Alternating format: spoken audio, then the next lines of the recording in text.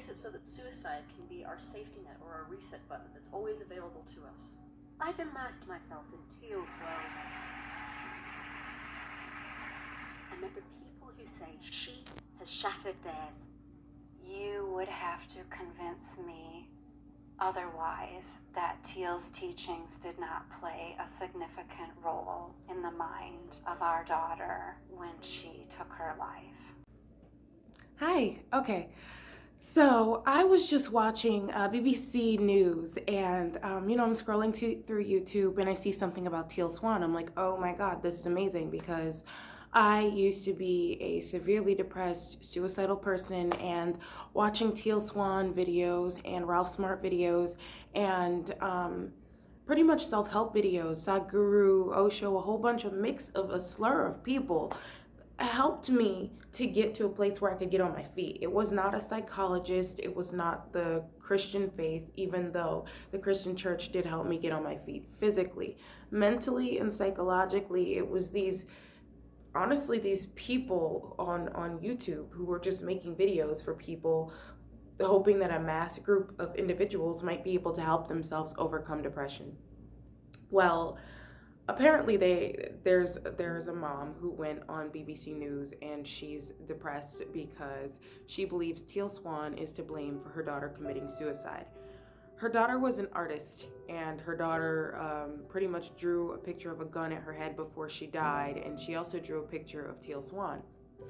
Her mom went into further research Teal Swan and found out that Teal Swan is somebody who advocates for suicide to be an option for people.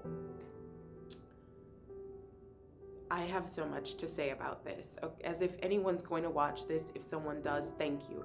Suicide is an option. It should be an option for anybody. And I still, till this day, I feel like suicide's an option for me because this is my life and because I should be able to do what I want to do with my life. Her topics are complex. Teal Swan topics are complex. And when you live in a society that honestly rejects any form of depression, especially if you're in the part of society that's majority happy, they don't want to see you depressed. Like, you're not allowed to be depressed. You're not allowed to be depressed in the work environment. You're not allowed to be depressed in a lot of places, or else people look at you like you're crazy. So pretty much we're left alone to deal with our psychological issues.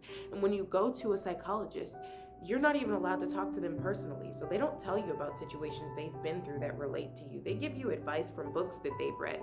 They might not have even been through your situation and can barely put themselves in your shoes. A lot of times, they're just giving. I remember I was in toxic relationships, toxic relationship after toxic relationship after toxic relationship. And I decided to go to a psychologist. You know what my psychologist told me?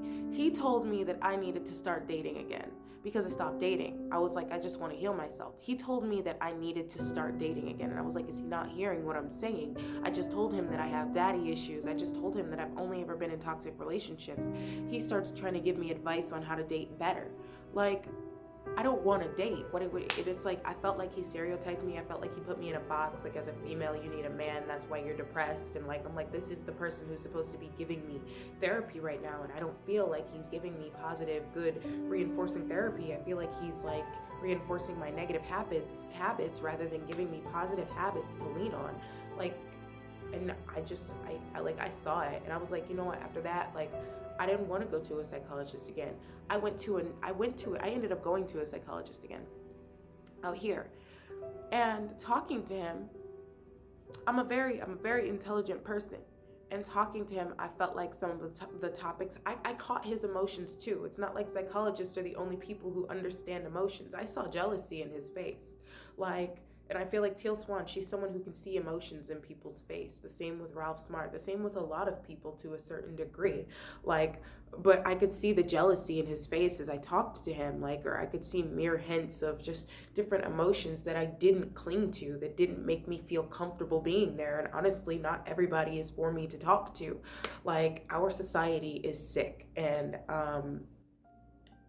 I just felt like, I feel like sometimes the psychologists we go to can reinforce our negative behavior rather than helping us to flourish from the inside of who our true nature is. Most psychologists can't even see what our true nature is. They can't even see the inside, that core, that thing inside that makes us who we are, that thing that makes us vibrant, that thing that makes us alive. And I feel like Teal Swan taps into that.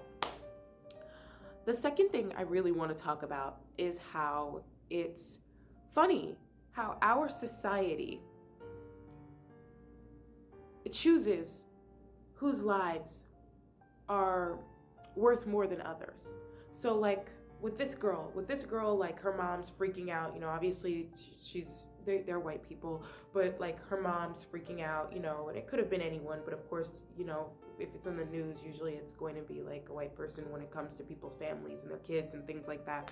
But her mom's like, I feel like Teal Swan's to blame for it. I feel like, she's like, I don't like the things she's putting out there. And she said, I didn't even know my daughter was suicidal. That has nothing to do with Teal Swan, because if you listen to Teal Swan, that has to do with the family fabric. That has to do with the things that are going on in your household. How often do you even talk to your daughter about her emotions? How often do you, when was the last time a parent was like, you know what, I want to hear about when you're losing your virginity? Most parents don't want to hear about that stuff. They actually just want to advocate for their children not to do things, or they want to tell their child if they're being good or bad, or label them, rather than listening to the humanity behind their child. Yes, your child's depressed. Why is she depressed? She's probably depressed because we're in a segregated society that does not allow people to be sad. And if you are sad, we shun you and we push you away. We don't like to help you. Instead, we just would like to focus on ourselves. Very selfish society, very narcissistic society. And she's dealing with all of these emotions on her own. She's dealing with all of this stuff on her own on the inside. And then on top of that, she can't talk to you because you think she's a fucking angel and you're not willing to hear that she's anything other than that humans have duality, that we're dualistic, that we're not only positive, but we're negative as well.